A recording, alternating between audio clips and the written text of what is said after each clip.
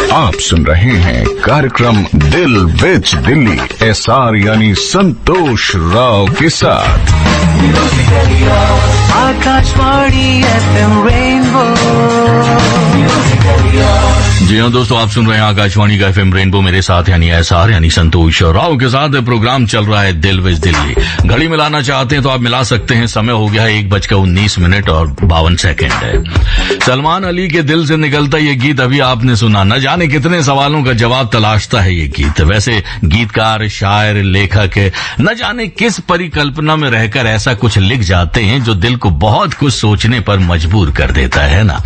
और दोस्तों, अब एक ऐसे ही लेखक हमारे साथ जुड़ चुके हैं जिनकी अब तक 100 से ज्यादा हिंदी उपन्यास और 50 से ज्यादा डायमंड कॉमिक्स पब्लिश हो चुकी है। इन सब के अलावा आजकल ये टीवी शोज, वेब सीरीज और फिल्मों के लिए भी बहुत कुछ लिख रहे हैं। जी हाँ, हम बात कर रहे हैं मशहूर लेखक अमित खान की, जो सीधे मुंबई से जुड़े हैं हमारे साथ फोन लाइन पर। आइए उनसे बात करते हैं। हेलो सर, नमस्कार। नमस्कार, कैसे हैं संतोष भाई आप? मैं बिल्कुल ठीक ठाक हूँ, आप बताइए आप कैसे हैं? First class. आपसे बातें करके दिल्ली की महसूस करके दिल्ली को बहुत अच्छा लग रहा है जी। अच्छा सर, इससे पहले कि हम आपके लेखन से जुड़ी बातों पर चर्चा करें, एक बात बताइए, पिलखुआ में आपका जन्म हुआ है? जी। तो दिल्ली तो आना जाना लगा रहता होगा? नहीं, मैं काफी साल दिल्ली में रहा हूँ और दौर था जब दरियागंज अंसारी रोड पर मैं रहता था और फिल्मी दुनिया मैगजीन में एज ए एग्जीक्यूटिव एडिटर के तौर पे काम करता था। अच्छा, ओके। तो एक लंबा अरसा मैंने दिल्ली में गुजारा है बॉम्बे आने से पहले। तो बेसिकली दिल्ली वो शहर है, अगर मैं तो ये कहूंगा, जिसने गालिब को लिखना सिखाया, जिसने मीर को इश्क से वाकिफ कराया। ये वो शहर है मेरे भाई जो हौसलों को उड़ान देता है। अगर सपने बसे हों आंखों में तो उन्हें अंजाम भी देता है। तो इसी शहर ने मुझे नाम दिया, शोहरत दी, सब कुछ दिया। जी बिल्कुल सही कहा। जी। अच्छा, आपने 100 से ज्यादा उपन्यासों को लिखा है जी, मतलब पब्लिश हुए हैं वो, तो उन उपन्यासों में दिल्ली की कौन कौन सी बातों को शामिल किया है आपने? देखिए, दिल्ली तो हर तरह से शामिल होती है और चूंकि दिल्ली को हम भूल नहीं सकते, बचपन गुजरा दिल्ली में। और अभी मेरा कमांडर करण सक्सेना सीरीज है जो दिल्ली के सेंट्रल में होता है, उसमें दिल्ली को लेकर भी काफी कहानियां होती हैं। और उसके मेरे 58 से ज्यादा उपन्यास पब्लिश हो चुके हैं। और सबसे बड़ी बात यह है संतोष भाई, जो मुझे बताना भी शायद आपको अच्छा लगे, कि इस कमांडर करण सक्सेना सीरीज पर आज इंडिया का सबसे बड़ा पॉडकास्ट बना है, जिसे सोनू सूद जैसे बड़े नायक की आवाज मिली है। अरे वाह। हाँ, और कमांडर करण सक्सेना की मैं अगर शॉर्ट में आपको बात बताऊं, वो एक रॉ एजेंट है, देश के दुश्मनों से लड़ता है। और उसके बारे में कहा जाता है कमांडर करण सक्सेना जो अकेले एक सेना है। तो मुझे लगता है उस कमांडर करण सक्सेना के लिए सोनू सूद से बेहतर आवाज कोई और नहीं हो सकती थी। क्योंकि सोनू सूद ने कोरोना काल में जिस तरह देश के अंदर रहकर जिस तरह भारतवासियों की सेवा की, तो कमांडर करण सक्सेना उसी तरह देश के दुश्मनों से भारतवासियों की रक्षा करता है। ओके। तो ये बड़ा पॉडकास्ट है और हम आवाज की यानी कि रेडियो पर बातें कर रहे हैं, FM पर बातें कर रहे हैं। जी। तो ये इसी तरह का मैं भी थोड़ा हाथ आजमा रहा हूँ संतोष भाई आपकी तरह। जी जरूर आजमाइए सर। अच्छा, ये जो कैरेक्टर आपने इजाद किया है कमांडर करण सक्सेना का, तो क्या सोनू सूद को ही ध्यान में रखकर ये आया या कहीं और पहले से दिमाग में ये कैरेक्टर कहीं चल रहा था? नहीं, जब मैं दिल्ली में रहता था, ये तो आज से 25-30 साल पहले कैरेक्टर जन्म ले चुका था। ये तब से इसकी किताबें छप रही हैं और ये हिंदी जासूसी उपन्यासों में बहुत पॉपुलर है। हाँ, हालांकि अब स्पॉटिफाई पर अब इसका पॉडकास्ट बना है और अब इसके ऊपर वेब सीरीज भी बनने जा रही है इसके बाद। ओके। अच्छा, वैसे गजब का टैलेंट आपने पाया, इसीलिए एकता कपूर और सोनू सूद काफी तारीफ करते रहते हैं आपकी। नहीं, देखिए, ये ऊपर वाले का आशीर्वाद है। इवन एकता कपूर ने भी मेरे आज कई वेब सीरीज बना रही हैं वो। और मेरा एक बड़ी हिट वेब सीरीज है जो पिछले साल ही उन्होंने बनाई, बिच्छू का खेल। तो मेरे उपन्यास का नाम भी बिच्छू का खेल था, उन्होंने उसका सीरीज का नाम भी बिच्छू का खेल रखा। ये तो बहुत पॉपुलर रही है वेब सीरीज, बहुत पॉपुलर है और ZEE5 पर मौजूद है। और इसके अलावा अभी और भी काफी वेब सीरीज मेरे बुक्स पर वो काम कर रही हैं।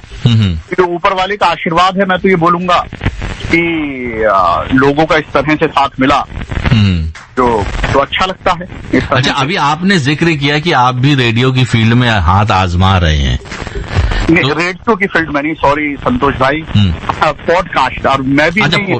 अच्छा ठीक है। और वो पॉडकास्ट भी मतलब स्पॉटिफाई ने बनाया है। अच्छा, इतने गुण कहा उस तरह, यानी वो मेरी सीरीज पर पॉडकास्ट बनाया। ओके, नहीं तो मैं तो चाह रहा था कि आप भी बोलते कि अभी आप सुन रहे हैं आकाशवाणी का FM रेनबो दिल्ली। अच्छा अमित भाई, एक बात मैं आपसे जानना चाहूंगा। आपने जिक्र किया कि दिल्ली शहर में आपने काफी समय गुजारा है, और जो आपको नेम मिला, फेम मिला, वो आपको दिल्ली शहर से ही मिला। जी। तो दिल्ली में ऐसी कौन सी जगह है जो आपके दिल के करीब है? देखिए, दिल्ली तो मुझे लगता है, चाहे आपका चावड़ी बाजार हो, क्योंकि मैं दरियागंज में रहता था, अंसारी रोड पर रहता था, कला से मेरा बड़ा गहरा रिश्ता रहा, क्योंकि हमारी सब किताबों की दुकानें, डायमंड कॉमिक्स और राजा पॉकेट बुक सब दरीबा कला में होते थे। तो दरीबा कला में हमारी सुबह शाम होती थी। फिर बहादुर शाह जफर मार्ग भी जिंदगी के बहुत करीब रहा, क्योंकि नवभारत टाइम्स वगैरह सब वहीं पर उनके ऑफिस थे, और मैं बहुत कहानियां लिखा करता था बचपन में। नवभारत टाइम्स और वीर अर्जुन वहां पर है जी, ऑफ इंडिया की बिल्डिंग के बराबर है। मुझे पता नहीं आज की डेट में वो है, अभी भी है। हाँ, तो उनके लिए भी मैं बहुत काम किया करता था। तो दिल्ली से तो बड़ा गहरा रिश्ता रहा। मतलब दिल्ली रग रग में बसी हुई है आपके? बिल्कुल बिल्कुल बिल्कुल बिल्कुल। अच्छा, तो दिल्ली के बारे में जब अक्सर लोग बाहर से आते हैं, क्योंकि अब आप मुंबई में बस गए हैं, तो दिल्ली का भोजन भी बहुत याद आता होगा आपको? सर, दिल्ली का भोजन तो ऐसा है कि हम दुनिया में कहीं हूँ। अभी मैं पिछले एक महीने अभी 4 दिन पहले दुबई में रहकर आया, UAE में था। तो हम रहते जरूर बॉम्बे में हैं, लेकिन ईमानदारी की बात यह, वहां पर भी दुबई में पूरे परिवार के साथ था, तो हम सब दिल्ली के खाने की बातें याद कर रहे थे, क्योंकि हम खाना मिस कर रहे थे। हालांकि वहाँ इंडियन फूड है बहुत ज्यादा, लेकिन दिल्ली जैसा चीजें नहीं मिलती, दिल्ली जैसा खाना कहीं नहीं मिलता। ये तो बात है। अच्छा, आपने जिक्र किया कि आप दुबई गए, तो मेरे जहन में एक सवाल आता है। मैं हमेशा लेखक से ये सवाल जरूर पूछता हूँ कि जब उनको किसी फिल्म के लिए कुछ लिखना होता है, स्टोरी लिखनी होती है, या किसी वेब सीरीज के लिए होता है, तो वो कहीं ना कहीं एक अलग एकांत में चले जाते हैं, और प्रोड्यूसर के पैसे के बल पे कभी 5 स्टार होटल में या कहीं और रहकर 20, 30, 40, 50, 60 दिन गुजारते हैं और लिखते हैं। ऐसा क्यों सर? सर, पहली बात तो मैं ये बोलूंगा, मैं अपने पैसे से गया था। नहीं, दुबई तो आपने कहा कि परिवार के साथ गए थे, स्वाभाविक चीज है। हाँ, नहीं, कुछ लोग, आश्चर्यजनक बात ये, कुछ लोग परिवार के साथ भी प्रोड्यूसर के पैसे लेकिन मैं इन चीजों को बड़ा गलत महसूस करता हूँ। और लेकिन जाने के पीछे अभी और भी कई अलग अलग, क्योंकि भारत बहुत भ्रमण किया, और मुझे लगता है कि अभी दुनिया भी घूमने की चाहत है। मुझे लगता है एक लेखक को बहुत ज्यादा घूमना चाहिए। वो जितना ज्यादा घूमता है, जितनी ज्यादा संस्कृतियों को देखता है, उतना उसके लिए बेटर है। मेरा अभी नया उपन्यास आ गया है, परसों ही आया, रैंडम हाउस से है, नायिका। मैं उसका जिक्र इसके लिए किया क्योंकि वो भी दिल्ली के बैकग्राउंड पर ही है, जो दिल्ली में निर्भया कांड हुआ, तंदूर कांड था पास में, वो हमारा बैकड्रॉप है, और उसी के ऊपर नायिका उपन्यास लिखा मैंने। बिल्कुल, क्योंकि आपने सावधान इंडिया के लिए भी काफी स्टोरियां लिखी हुई है। मैंने बहुत टीवी किया है, बहुत ज्यादा किया है, लेकिन दिल्ली में जो हम चूंकि क्राइम स्टोरीज लिखते हैं, और दिल्ली और नोएडा क्राइम के मामले में, हालांकि हम उसी शहर से हैं, वो भी काफी बड़ी बड़ी घटनाएं हुई हैं वहां पर। तो दिल्ली की कुछ अच्छी बातें भी जहन में रहती हैं, और कुछ बुरी बातें भी जहन में रहती हैं। तो नायिका उसी बैकड्रॉप पर लिखा मैंने उपन्यास है, जो नायिका, और वो बेसिकली ऐसा पहला थ्रिलर उपन्यास है जो लड़कियों के लिए लिखा गया है। कि होता क्या है कि ज्यादातर जो थ्रिलर उपन्यास होते हैं वो पुरुष पढ़ते हैं, लड़के पढ़ते हैं। तो उसकी पेंगुइन से भी मार्केटिंग इसी तरह से की जा रही है कि लड़कियों के लिए लिखा गया पहला थ्रिलर उपन्यास। और इसके अलावा एक खास बात और बता दूं, वो संतोष जी आपके मतलब की है, रीजन क्या है कि वो सिर्फ 2 घंटे की कहानी है जिस पर 250 पेज का उपन्यास लिखा गया, और उससे भी खास बात ये है कि वो 2 घंटे का एक रेडियो शो है। अच्छा, ओके। तो 2 घंटे का रेडियो शो पूरे उपन्यास में चलता है, और सर रेडियो शो खत्म होता है, एक आरजे की कहानी है उसमें भी, जो हमारा हीरो है। तो वो आरजे का जैसे ही रेडियो शो खत्म होता है, सर उपन्यास भी खत्म हो जाता है। तो बेसिकली 2 घंटे के रेडियो शो पर मैंने पूरा थ्रिलर उपन्यास लिखा है 250 पृष्ठ का। ओके, अच्छा सर, क्योंकि आप बता रहे हैं आरजे की, तो मैं अपने आप को उसमें इन्वॉल्व कर लेता हूं। अगर आपको दिल्ली पर आधारित किसी फिल्म के लिए कहानी लिखने को बोली जाए तो उस कहानी का टाइटल क्या रखेंगे? एसआर की खौफनाक आवाज। टाइटल आपने दे दिया, बहुत अच्छा किया है, जो सच बात है। और चूंकि मैं पहली बार रेडियो पर लाइव हूँ, और ये भी एक इत्तेफाक है कि उपन्यास भी रेडियो के ऊपर है जी।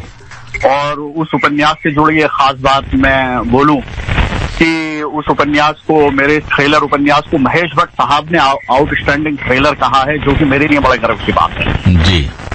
और है क्या कि महेश भट्ट साहब जो कि खुद थ्रिलर फिल्मों के बेताज बादशाह रहे हैं, और दौर था सर कभी जब हम दरियागंज में गोलचा सिनेमा पर महेश भट्ट साहब की फिल्में देखा करते थे जी।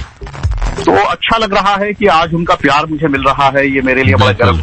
बिल्कुल, चलिए, बहुत अच्छा लगा अमित जी आपसे बातचीत करते हुए।